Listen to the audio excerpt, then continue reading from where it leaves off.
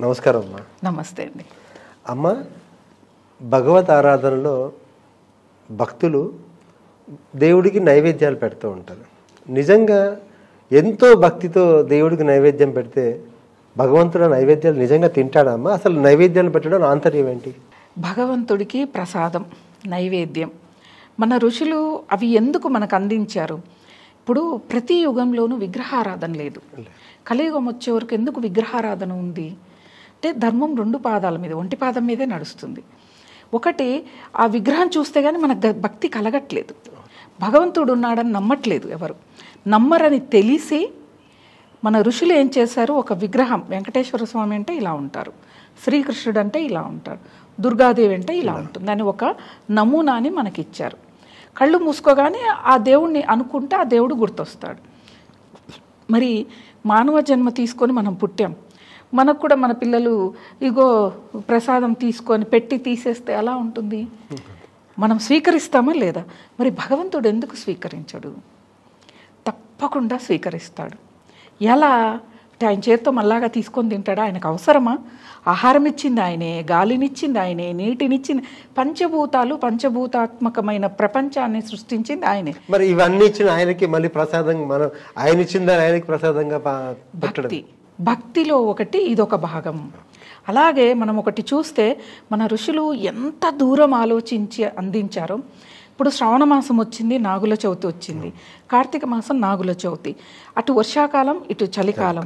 మరి నువ్వులతో చేసిన పిండినే ప్రసాదంగా పెట్టమన్నారు.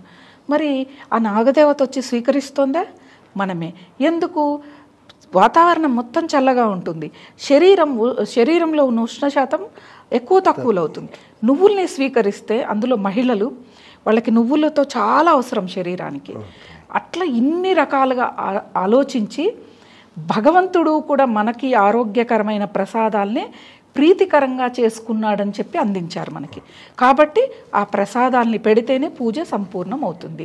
ఇప్పుడు మనం ఎవరింటికన్నా వెళ్ళాము, మన ఇంటికి ఎవరైనా అతిథి వచ్చాడు, కాళ్ళు కడుక్కోమన్నాము, మంచినీళ్ళనిచ్చాము, భోజనాన్ని పెట్టామండి అని చెప్పానని పిలిచి ఇంకా భోజనం అయిపోయింది కదా అని చెప్పి పంపించేస్తామా? లేదు, భోంచేయండి అని చెప్తాం.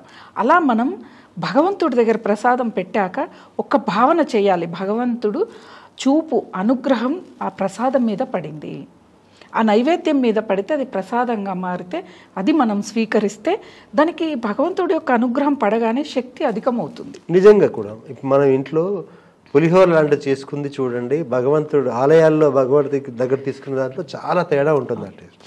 అంత ఎందుకు, పండగ రోజు చేసే ప్రసాదాలకున్న రుచి మిగతా రోజుల్లో చేస్తే రాదు. ఇది భగవంతుడికి మొత్తం నివేదిస్తాం. కొంతమంది ఇంత కప్పుల్లో పెడతారు, మరి నాకు భలే ఆశ్చర్యం వేస్తుంది ప్రసాదం, మనమైతే అంత తింటాం. అలా కాదు, మనం వండిన గిన్నెలన్నీ కూడా ఇంతింత గిన్నెలు సంపూర్ణ నైవేద్యం భగవంతుడికి పెట్టాలి. పెడితే అది అందరము తింటాం, అందరికీ భగవంతుడి యొక్క అనుగ్రహం వస్తుంది. అయితే కొన్ని ప్రాంతాలలో, కొన్ని చోట్ల, కొన్ని సందర్భాలలో భగవంతుడికి పెట్టిన ప్రసాదం కాసేపటికంటే ప్రసాదం పెట్టాక పరదా వేస్తారు ఆలయాలు. ఆ ప్రసాదం భగవంతుడు స్వీకరించిన ఆనవాళ్లు చాలా చోట్ల జరిగాయి. మనకి కొన్ని సినిమాల్లో కూడా ఉంది, ఓ పిల్లాడు వాళ్ళ నాన్నకి ఏదో పని ఉండి అమ్మవారికి పులిహోర నైవేద్యం పెట్టేసిరా అని అంటే ఆ అబ్బాయి వచ్చి, చిన్న బాలుడు వచ్చి, మనకు ఓ సినిమాలో ఉంటుంది, అది నాకు ఆ సినిమా పేరు గుర్తులేదు, నువ్వు తింటావా లేదా, నేను తల బాగులు కొట్టుకొని చచ్చిపోతా, లేకపోతే ఇంటిపోతే మా నాన్న నన్ను కొడతాడు, అమ్మవారికి ప్రసాదం పెట్టమన్నా అంటే ఆ విగ్రహంలో నుంచి అమ్మవారు చేత్తో తీసుకొని ప్రసాదం తింటుంది.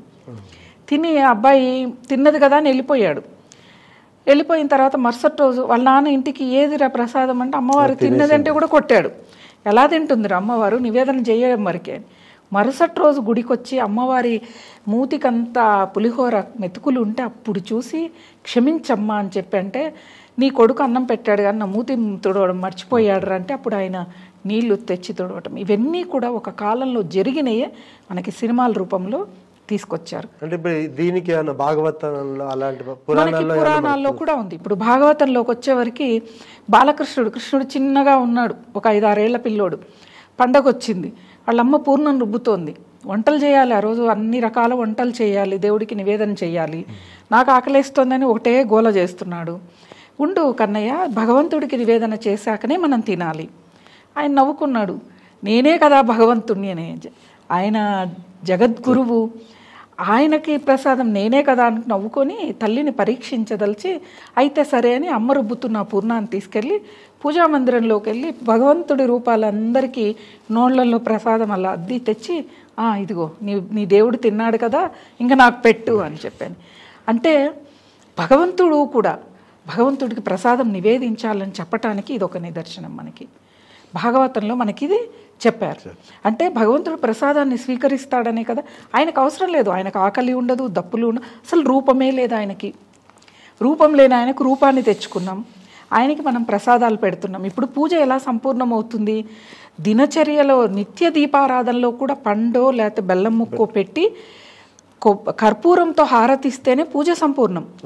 ప్రసాదం పెట్టకుండా దీపారాధన చేసి వెళితే అదేదో వంట చేసి వాసన చూపించి వెనక్కి తీసినట్లుగా ఉంటుంది. కాబట్టి ఏదైనా కూడా పరిపూర్ణంగా చేస్తే, ఇప్పుడు మనము భగవంతుడు డబ్బులు ఇచ్చేసి ప్రశాంతత లేకుంటే ఏమనుకుంటాం? మరి భగవంతుడికి కూడా అంతే కదా, దీపారాధన చేసి నేను వెళ్ళిపోతా, ప్రసాదం ఎందుకులే, ఆయనకేం పెట్టాలి, ఆయన ఇచ్చిందే కదా అని చాలామంది అడుగుతూ ఉంటారు. మరి ఆయనకి మనం నివేదిస్తేనే కదా, ఇవ్వడం నేర్చుకోవడం అక్కడే కదా మనం నేర్చుకోవాలి భగవంతుడి దగ్గర. కాబట్టి భగవంతుడి శక్తి ఉంది. కొన్ని ఆలయాల్లో ఆ భగవంతుడి శక్తి నిరూపించుకోవడం కోసం స్వయంగా ప్రసాదాలని ఆయన స్వీకరించాడు. ఆ ఆకారంలో వచ్చి మనం తయారు చేసుకున్న దానిలో ఆ శక్తి ఆపాదించబడింది కాబట్టి ఆ ప్రసాదాన్ని ఆయన స్వీకరించాడు, ఆ తల్లి స్వీకరించింది. చాలామంది ఇళ్లలో అమ్మవారికి నైవేద్యం పెట్టి వరలక్ష్మి వ్రతం రోజు నైవేద్యం పెట్టాక ఆ ప్రదేశంలో ఎవరు ఉండరు, కాసేపు అమ్మవారు చేయి పెట్టిన ఆనవాళ్లు కనిపించిన వాళ్ళు ఇండ్లు కూడా చాలా ఉన్నాయి, అమ్మవారు స్వీకరించినవి కూడా. ఇవన్నీ కూడా మరి ఎలా జరిగాయి అంటే భగవంతుడు మనము తయారు చేసుకున్న విగ్రహంలోకి వస్తున్నాడు, మనల్ని అనుగ్రహిస్తున్నాడు. అందుకే కదా పూజా మందిరం దగ్గరికి వెళ్ళగానే మనకు ఒక తెలియని శక్తి మనలో వస్తుంది, ఒక ప్రశాంతత అనేది వస్తుంది. ఇవన్నీ కూడా అందుకే భగవంతుణ్ణి చూడాలి. మనకి ఏం చెప్తున్నాయి పురాణాలు? భగవంతుడు ఏమంటున్నాడు? మనం 100 రకాల ప్రసాదాలు పెడుతున్నాం, ఆయన ఏమడుగుతాడు? ఒరే నాకేలరా ప్రసాదాలు, నావి నాకే పెడుతున్నావు, నీ మనస్సు అనే ప్రసాదాన్ని పెట్టరా, నీ మనస్సును నా పాదాల దగ్గర పెట్టు, అదే పెద్ద ప్రసాదం. కానీ అది తప్ప మిగతా అన్ని మనం చేస్తాం. మనలో ఉన్న భగవంతుని మనం వెతుక్కోలేక ఎక్కడో ప్రపంచంలో ఉన్నాడని వెతుక్కుంటూ ఉన్నాం. మనలో ఉన్న భగవంతుని వెతికితే ఈ సందేహాలు రావు. చాలా బాగుందమ్మా. నైవేద్యం అటు ఆరోగ్యపరంగా ఇటు ఆధ్యాత్మికంగా రెండింటి కలిసి వచ్చే విధంగా ఉందని చాలా చక్కగా చెప్పారమ్మా. ధన్యవాదాలు.